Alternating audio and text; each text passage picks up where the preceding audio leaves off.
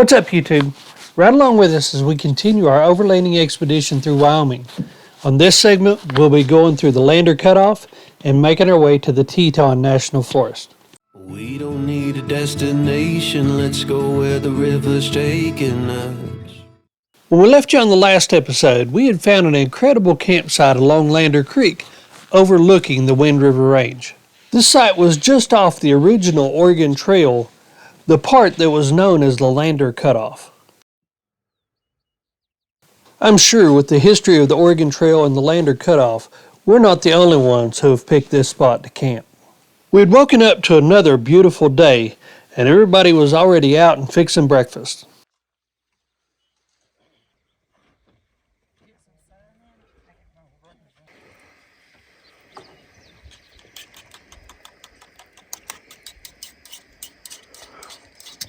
Hey, hon. What's Coddiwomple mean?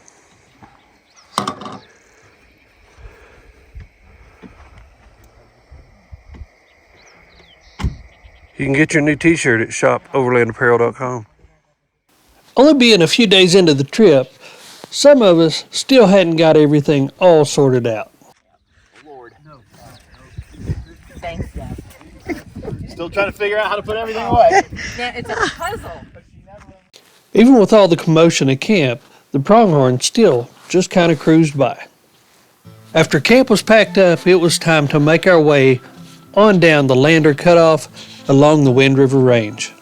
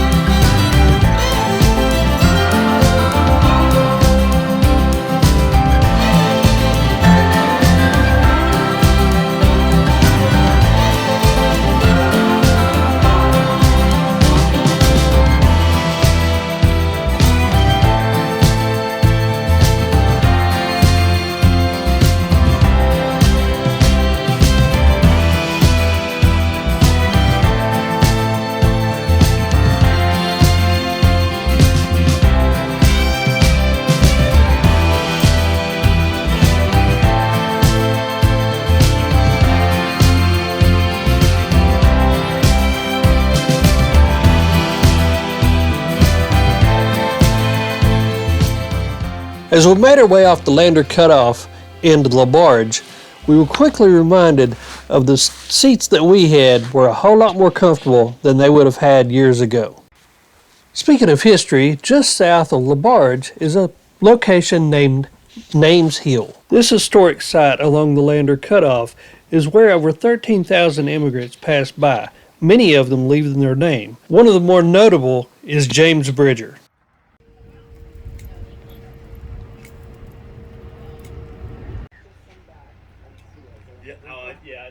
I tagged it on Facebook. 1911, the Asturians, following Lewis and Clark's earlier expedition. One of the ways that we learned a lot about the history of this area was an app called Audio, AUTIO.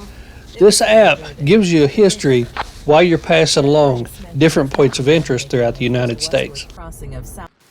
After hopping off the Lander Cutoff, it was time to set our sights a little more northward. It was time to make our way into the Bridger Teton National Forest.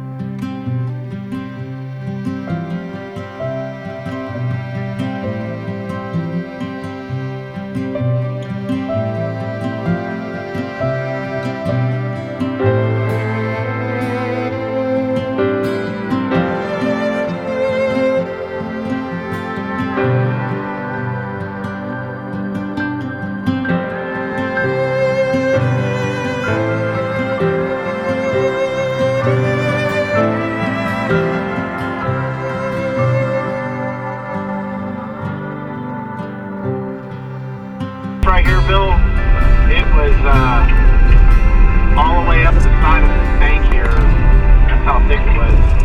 Still got to take the bypass. Oh, wow. Yeah, you can see it was almost to the top of that. Joe and Misty had been in the same location a couple weeks ago, and he was telling us how much snow had melted within the 2 weeks. Just before we had made it to the Tri-Basin Divide, we found a perfect camp spot to call home for the night. Today was kind of rare for us. We had actually found camp a little early for the day. That gave us plenty of time to hang out around camp, cook dinner, and we even took a walk. Taco night. Taco night. Spaghetti night. Being in the mountains, one of the things we had to be a little more aware of was our surroundings as far as wildlife goes. We were deep into bear country, and it was time to start hanging our trash. We could hear water running and falling in the distance, so we decided to take a walk in search of a waterfall.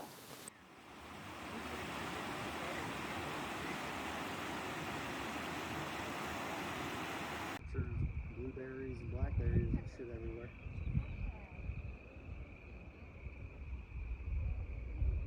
All of us.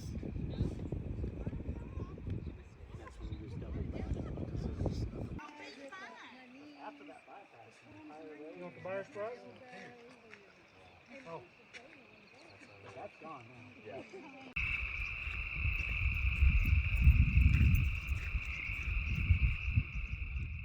Our walk brought us back up to where the snow had covered the road. It was time to let Aspen play a little bit.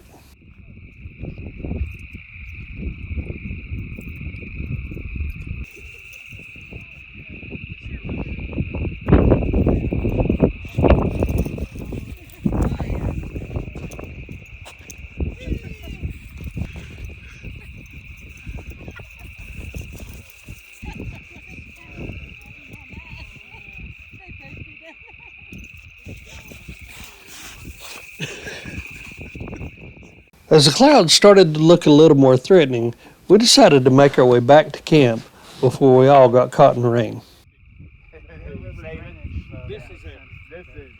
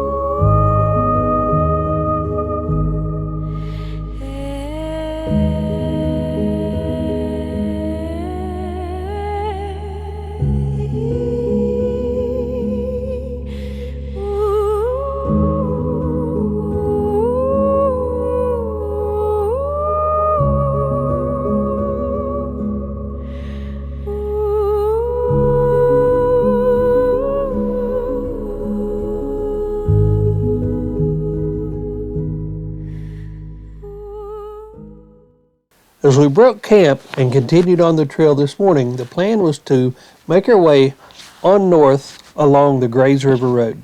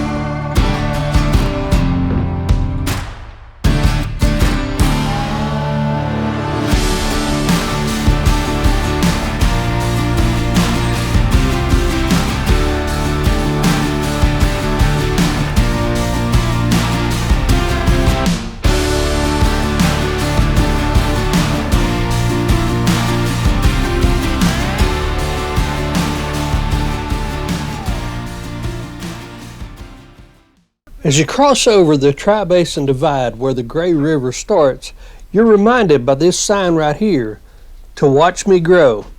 You can watch this river grow from a small stream here when you get to Alpine, it's actually a very large river. After you come through the divide, you find yourself in Poison Meadows. This is a beautiful area, and I could see a lot of wildlife being here. Well, we kept a sharp eye and really looked for anything moving. We didn't see any kind of wildlife whatsoever through this part.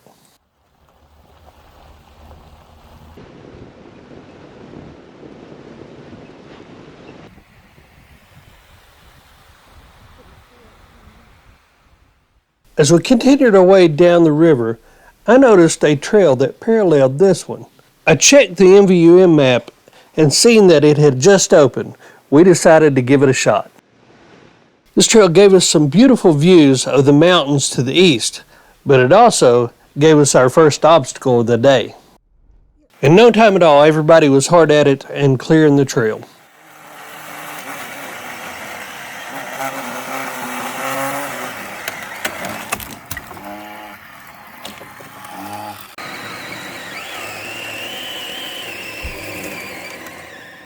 In just a few short minutes, we were moving again. This was a beautiful trail, and we just knew that at around any turn, we was going to see a moose or a herd of elk or a bear or something. We just kept looking. The only thing we were finding so far was down trees, though.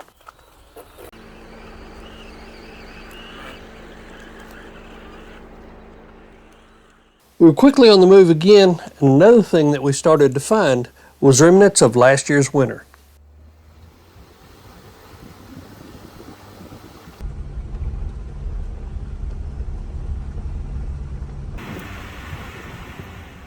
Are you starting to see a theme to this trail yet?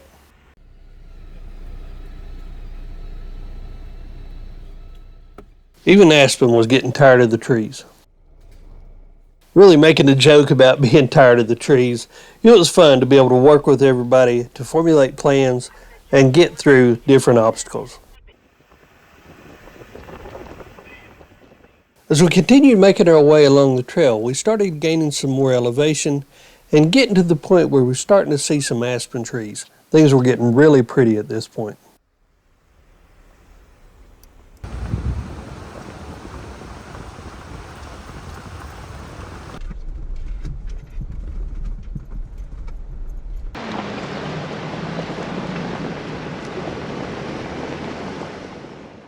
At this point, we were at another tree. We had figured there was probably going to be more trees on down the trail. We had 2 saws and a limited number of batteries, so we decided to ration the battery from what we could and just drive over this part of this tree.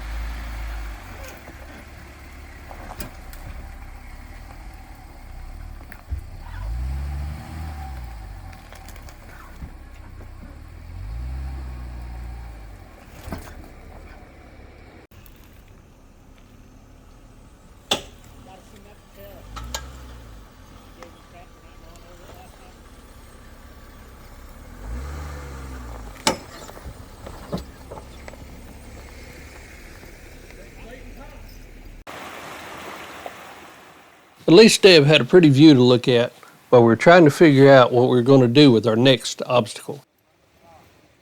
This one took a little more planning and a lot more tools, but we were able to put something together and make it work.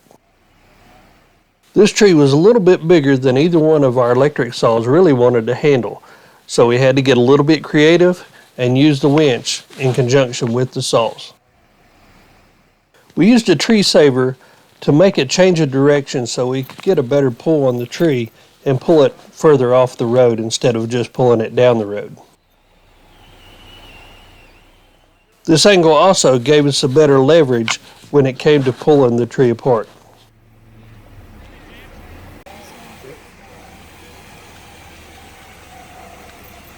It's pulling that tree.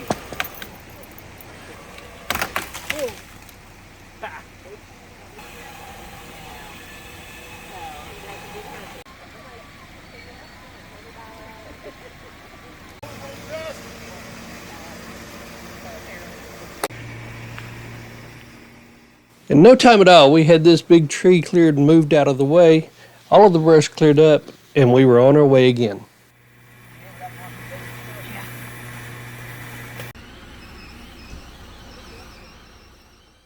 Hear that whine? That's not the sound of nature. That's the sound of a DeWalt. Yep, the skies were looking dark, and we didn't know how much further we were going to have to cut to get our way out of there. Quick inspection of the map showed we had about another mile to go. It did look like just past the half-mile point, it would widen up some for us. But the first half-mile of that part is not going to widen up for us at all. As a matter of fact, it was the tightest part of the whole trail.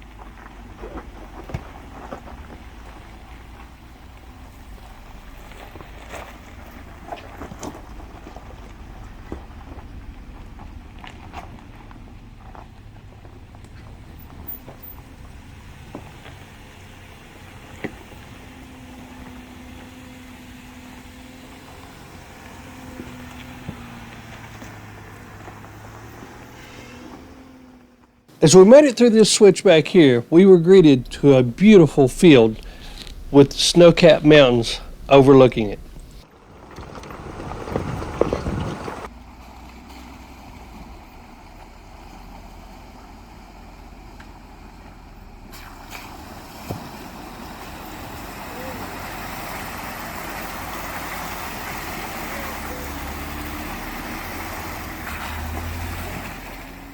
As beautiful as the field was, it closed up on us one last time before we could get out to the main drainage.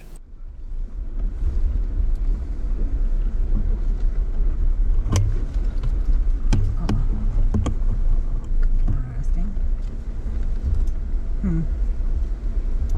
Pretty.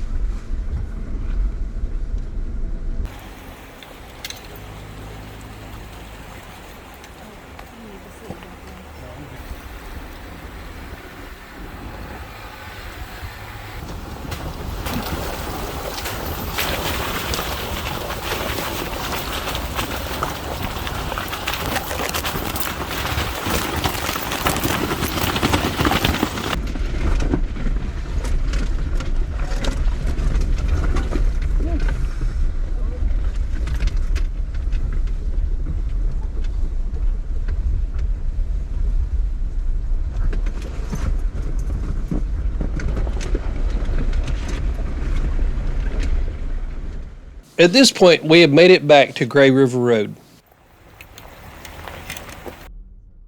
We made our way down the road, noticing that it was wider, but also that the river was getting wider too. Remember the sign we had talked about just earlier? The river is definitely getting wider and growing pretty rapidly. This time, it was getting close to lunch. This was one of the spots that I had marked on the map for a campsite, so we decided it would be a perfect place to grab something to eat. One of the things we really liked was the time of year that we got here. It was late June and all of the flowers were blooming. After a good lunch and spending some time stretching our legs, it was time to get back on the trail and head on down the river.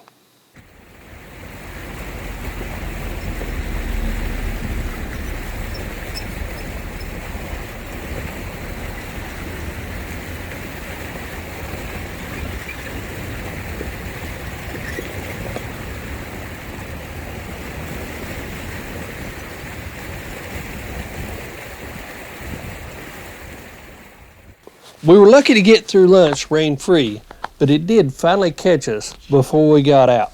Luckily, it wasn't anything major and was just enough to knock the dust down.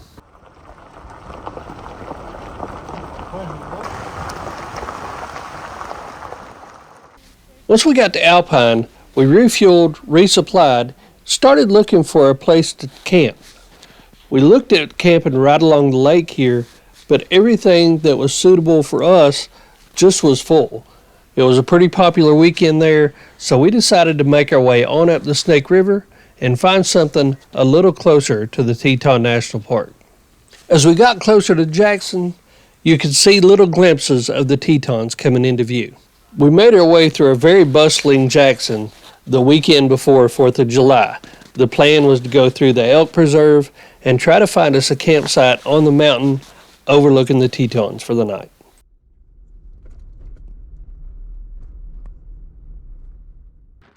The Tetons were definitely something to see off in the distance, especially with the sunlight the way it was. But we were hoping to gain some elevation and get a better view of them. We never did see any wildlife through the preserve or up this mountain here, but Aspen sure smelled something because he was bouncing from side to side trying to figure out what it was. We continued making our way up the mountain as the sun continued to fall behind the Tetons. We made our way to camp after dark, but this time it was way too late to fix a big meal. Sometimes you just get to camp late and you got to eat what you got. Jeez. Quick meal,